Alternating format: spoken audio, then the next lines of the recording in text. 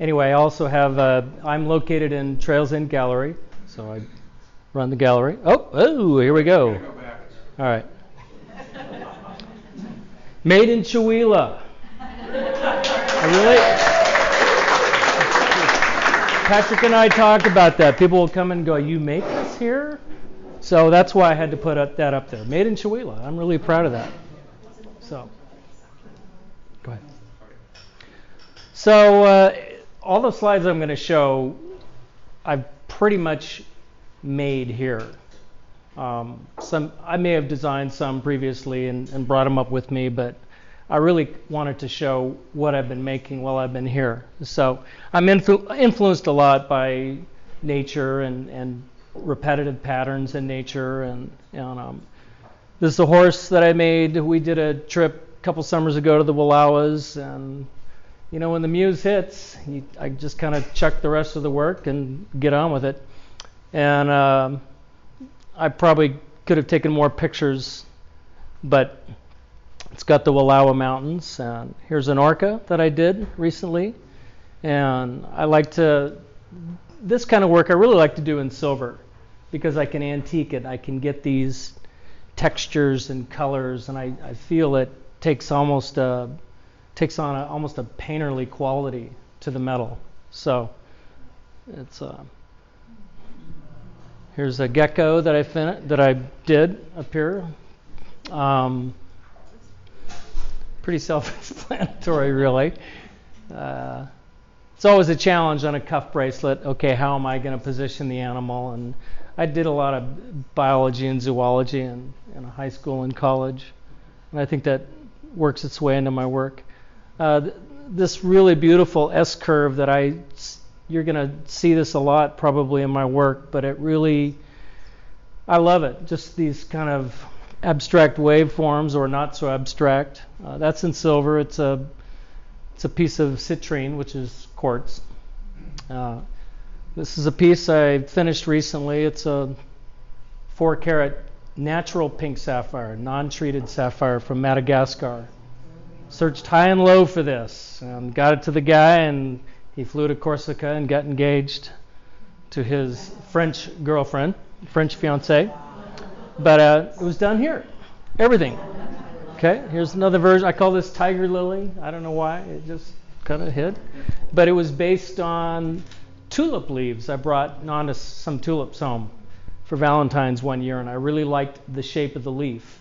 And that was the muse, really, for that piece. And then I just played with the texture. Had a request for a sunflower ring. So I thought that was kind of a fun challenge. It's got a red gold head that's holding the diamond, a white gold main flower, and then I did a couple matching bands in yellow gold. But I just like the real natural textures that are there. This one, I don't know why I call it the Helix. It kind of reminds me of a DNA spiral there. But it's an amethyst. It's set in gold. And again, there's that same kind of curvilinear forms that work their way into my work. I did this recently. It wasn't my design, but I was really proud of the job that I did, so that's why it's up there. It's an old family diamond, carat and a half diamond, set in white gold with some yellow diamonds. But in my trade, you really need to know how to do it all. You can really have fun and do the silver and all these other things. This is in silver with an amethyst trillion. But I love the gesture, that whole shape. I could see this as a bracelet, you know. But it's the flow of the piece that really kind of catches my eye when I'm working on it. And some of that stuff I just direct carve. I don't like to sketch a lot of times beforehand. I like to just work direct.